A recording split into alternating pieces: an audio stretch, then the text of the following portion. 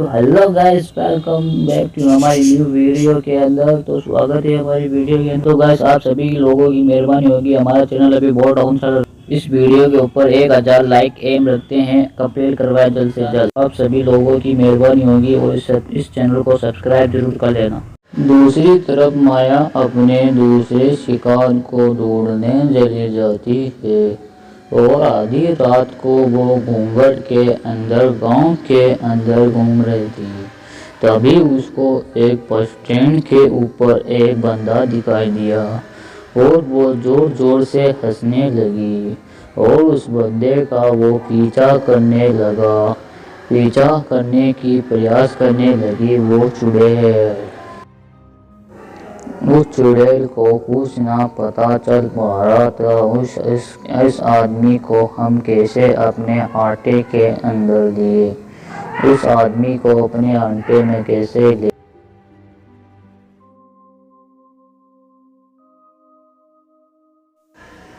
और जैसे तैसे करके उसके पीछे जाने लगती है और जैसे ही उसके पीछे जाने लगती है तो उसको कुछ पता चल पाता है।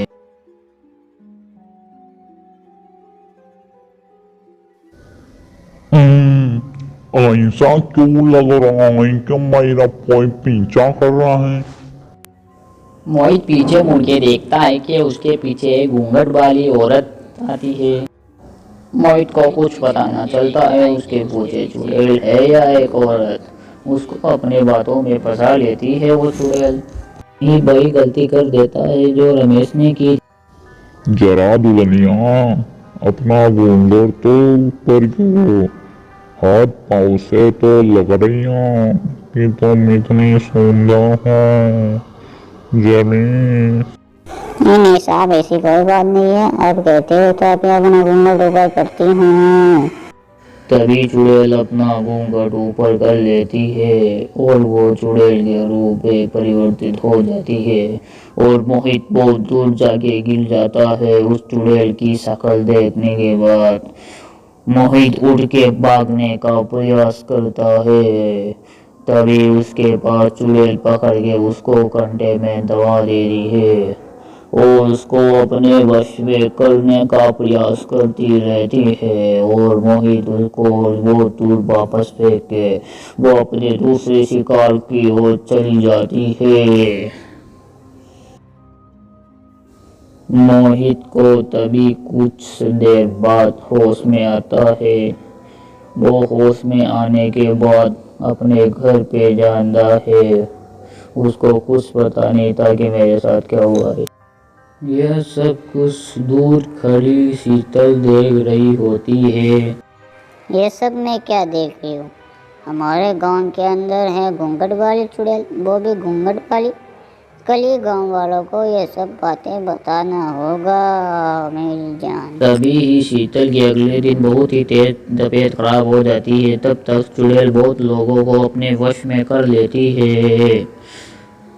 2-3 दिन बाद जब शीतल को होश आता है तो वो बढ़ जाती है तो ये देखती है शीतल तमाशा कि सभी लोग आपस में एक दूसरे की लड़कियों का गला दबा कर मार रहे हैं। गांव के लगभग आधे लोग उस चुड़ैल के वश में आ गए थे। ये सब क्या हो रहा है? मुझे सबको बचाना होगा। अगर ऐसा चलता रहा तो गांव की सभी बहन बेटियां खत्म हो जाएगी। अरे बेटी, ये तो बहुत पिछले 2 दिनों से चल रहा है। तुम कहाँ मौत के मुंह में जा रही हो? होने दो, ये सब कांड होता है तो होने दो। कोई तो आएगा मसीहा जो हमें बचाएगा इस मसले से। पर ये सब क्या हो रहा है? मुझे कुछ पता ना चल पा रहा है। हमें जल्द से जल्द पंडित जी के पास जाना चाहिए। उस पंडित जी के पास जाके कुछ मंत्र वंत्र फूंकवा के। हाँ शीतल, ये तो सही उपाय है। जल्दी से चलो, हम चलते हैं पंडित जी के पास। शीतल और रमेश की मम्मी पंडित जी को सब कुछ बता देती है। इसका काम करना कोई आसान बात नहीं है। वो हमेशा की तरह आज रात भी वो 7-9 बजे बाहर को आएगी और घूंघट में बाहर निकलेगी और तुम्हें कैसे भी करके उस घूंघट वाली औरत का पल्लों का कोना काट के लेके आना है। ये तो बहुत मुश्किल काम है पंडित जी। वो चुड़ैल तो सिर्फ गांव के आदमियों के पास ही आती है पंडित जी। मैं कैसे कर पाऊंगी ये सब? ये तो बहुत मुश्किल काम है पंडित जी। तभी तो कहा था मैं उसका मंदिर गाँव में, पर अगर गाँव को घूंघट वाली औरत को बताना है तो ये काम करना पड़ेगा। तभी शीतल और रमेश की मम्मी शीतल के घर पे पहुंच जाते हैं और कुछ न कुछ जुगाड़ करने का सोचते हैं।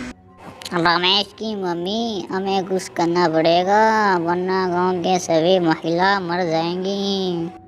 हाँ बेटा, हमें कुछ तो करना पड़ेगा वरना गांव की तो सभी महिला मरेगी मरेगी। तभी वो दोनों कुछ दोषने का प्रयास करते हैं। तभी रेस्टार को एक आइडिया आता है। वो बेस बदल के आदमी के रूप में आ जाती है। बेटा शीतल, ये तो उस चुड़ैल को बाप को भी पता ना चल पाएगा कि ये शीतल है।